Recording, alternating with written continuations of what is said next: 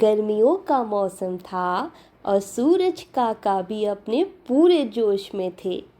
ऐसी गर्मी में कौवा मीकू उड़ते उड़ते अपने घर से काफ़ी दूर आ गया था। मीकू गर्मी से बेहाल हो गया, उसका गला पूरी तरह से सूख गया था।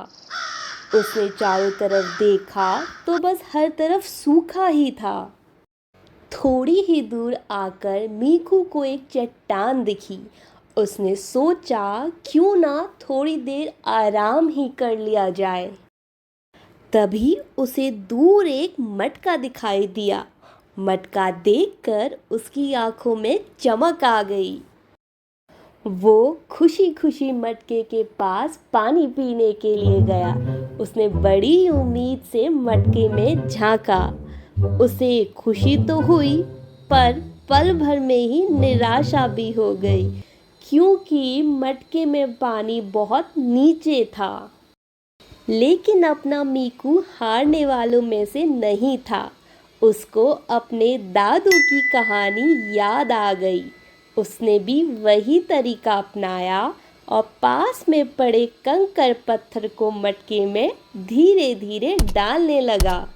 कंकड़ डालते ही पानी धीरे धीरे ऊपर आने लगा। साथ ही मीकू के चेहरे में भी धीरे धीरे मुस्कान आने लगी। अब जैसे ही पानी ऊपर आया और मीकू पानी पीने ही वाला था, अचानक एक मेढक उसमें आकर कूद गया। मीकू चौंक गया। मेढक ने पानी पिया और वो बाहर आया। तब मीकू ने बोला, अरे तुम कहाँ से आए? मेढक ने बोला, भाई तू तो फरिश्ता है, मैं बहुत प्यासा था। अगर तू ना आता तो शायद अब तक मैं मर ही जाता।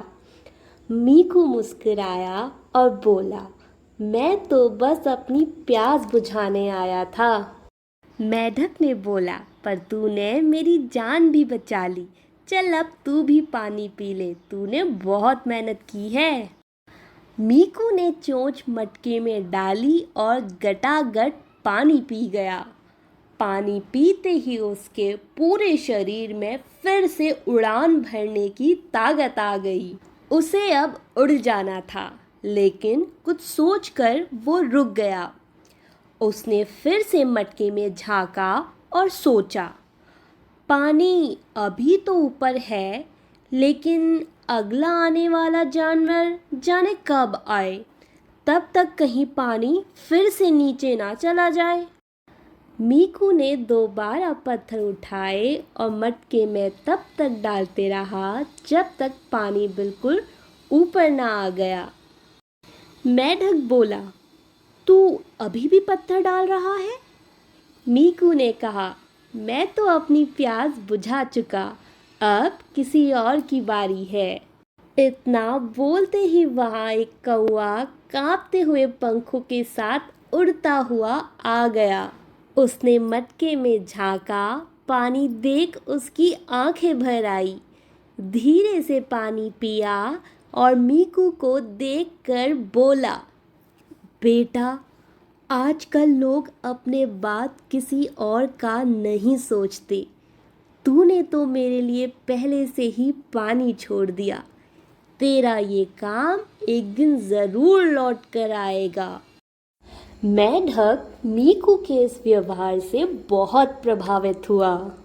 उसके बाद मेढक जंगल लौटा और सभी को ये बात बताई। सभी जानवर को मीकू की ये बात बहुत अच्छी लगी। धीरे धीरे जंगल के दूसरे पक्षी और जानवर भी ऐसा ही करने लगे और कुछ समय में ये जंगल की एक परंपरा बन गई। तो ज़रा सोचो, अगर एक पत्थर पानी ऊपर ला सकता है तो एक सोच कितना बदलाव ला सकती है। इसलिए हमें सिर्फ अपनी ज़रूरतों का नहीं, बल्कि दूसरों की ज़रूरतों का भी ध्यान रखना चाहिए।